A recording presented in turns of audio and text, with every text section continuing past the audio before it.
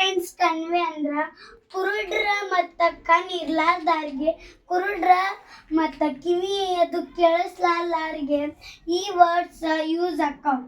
ಅಂದ ಪುಟ್ಟರಾಜ ಗವಾಯಿ ಅವರು ಎಷ್ಟೋ ಸಾಧನೆ ಬರ್ದಾರ, ಸಾಹಿತ್ಯ ಬರ್ದಾರ, ಸಂಗೀತ ಬರ್ದಾರ.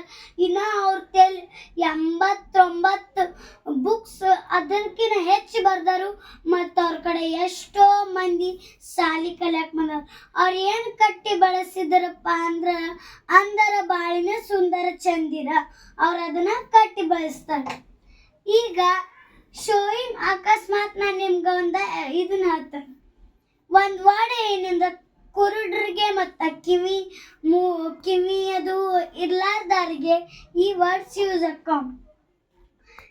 ಈಗ ಕಣ್ ಇರ್ಲಾರ್ದಾರ್ಗೆ ಹಿಂಗೆ ಮಾಡಿ ತೋರಿಸಿದವ್ರಿಗೆ ಏನು ಕಾಣಂಗಿಲ್ಲ. ಶೋಯಿಂಗ್ ಹೋಮ್ ಅಂತ ಹೇಳಿದ್ರೆ ಅವ್ರಿಗೆ ಕೇಳಿಸ್ತೈತಿ, ಯಾಕಂದ್ರೆ ಅವ್ರಿಗೆ ಕಿವಿ ಕೇಳ್ತಾವ. ಕಿವಿ ಕೇಳಿಸ್ಲಾರ್ದಾರ್ಗೆ ಹಿಂಗೆ ಮಾಡ್ರೆ ಅವ್ರಿಗೆ ತಿಳಿತೈತೆ. ನಾವು ಏನೋ ಶೋಯಿಂಗ್ ಹೋಮ್ ಅಂತಂದ್ರೆ ಅವ್ರಿಗೆ ತಿಳಿಯುವುದಿಲ್ಲ. ಮತ್ತು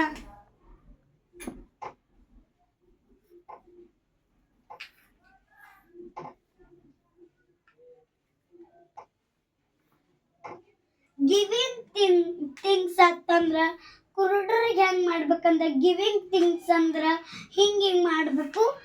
ನೋ, ಕುರುಡ್ರಿಗೆ ಹಂಗೆ ಮಾಡಕ್ ಹೋಗ್ಬಾರ್ದು.